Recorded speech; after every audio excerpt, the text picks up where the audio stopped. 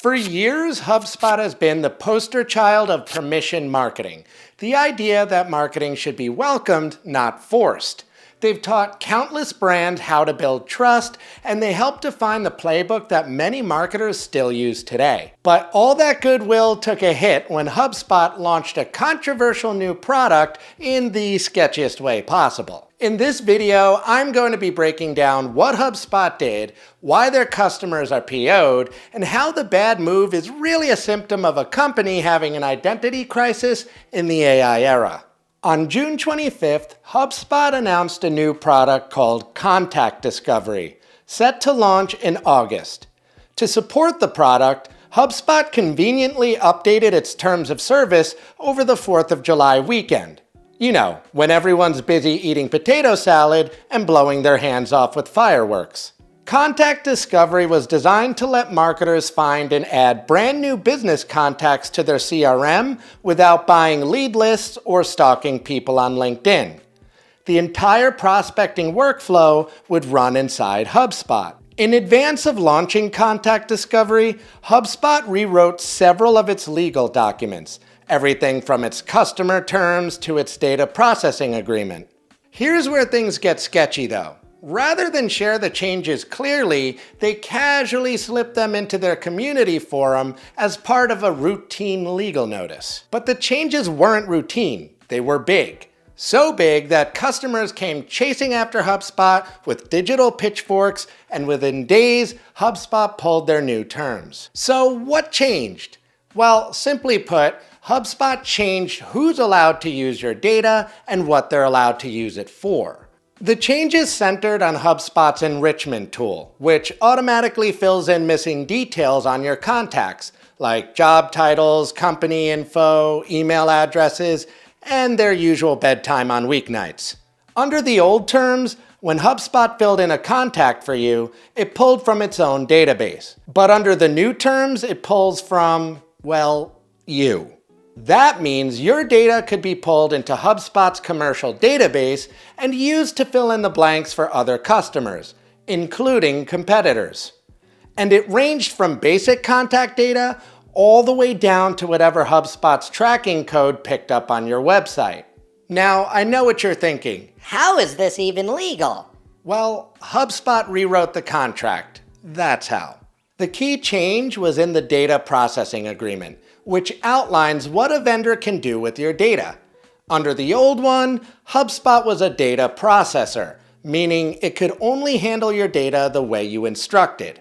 Under the new terms, HubSpot named itself a data controller, meaning HubSpot, not you, would decide what your data gets used for.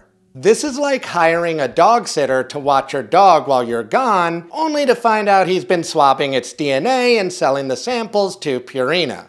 Kind of weird, kind of brilliant, but definitely not okay. I know what you're thinking. How does this guy always know what I'm thinking? But you're also thinking, surely there's a way users can opt out of this, right? Well, two problems with that. First, it was opt-out, not opt-in. Customers were enrolled by default and had to exit themselves. And there wasn't one single exit. There were three.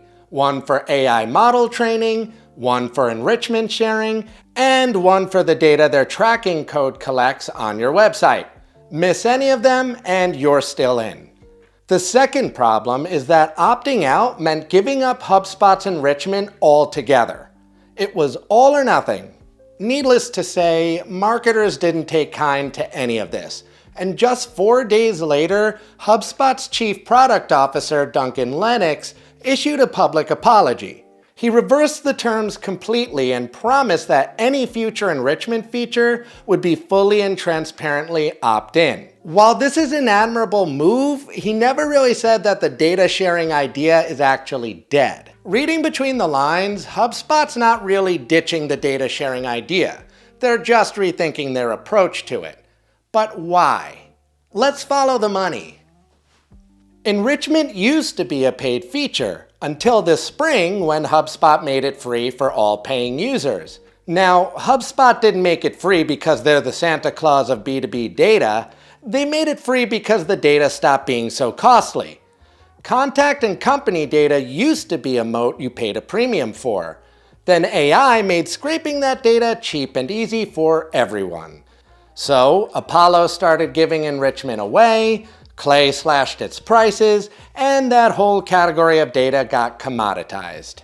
Free enrichment turns licensed data into a growing cost for HubSpot, so they needed to find a cheaper source. You. Because enrichment is free, more users are likely to turn it on, which means their data gets shared in return. So why did this land so badly with HubSpot's customers? For starters, nobody wants to hand over their customer data, and you shouldn't have to lose a feature you pay for just to say no. Second, nobody signed up for this.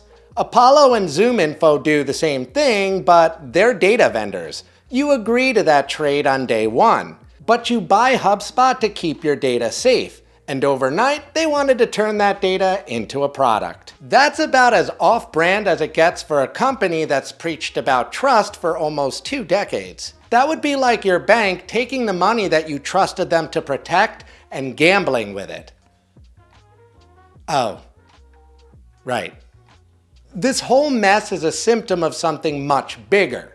The mad dash to go all in on AI is giving HubSpot an identity crisis. Their original audience was small businesses and marketers, but now they're pandering to go-to-market teams, which is a crowd that's having an identity crisis of its own. The entire go-to-market space was built on the aggressive growth hacking tactics that took over tech in the last 20 years. But over time, it became less market-focused and more marketing-focused, conflating strategy with tech stack. A huge portion of that community believes AI unlocks infinite content and outreach automation, as if their customers are just lines in a spreadsheet. They're not. If anything, the emergence of AI has exposed just how flawed those tactics were in the first place. Trust comes at a premium now. Your customers, they don't give a what tools you use behind the scenes. They only care about what value your company delivers and the values your company lives by. Like I said, HubSpot was the poster child for trust in marketing, but now they're rowing against everything they built their brand on, like permission marketing and inbound. They now position themselves as an agentic CRM for GTM teams, chock full of confectionery AI features that fail to live up to their hype. They've even jumped on the AEO bandwagon, which at this point is widely known to be a grift.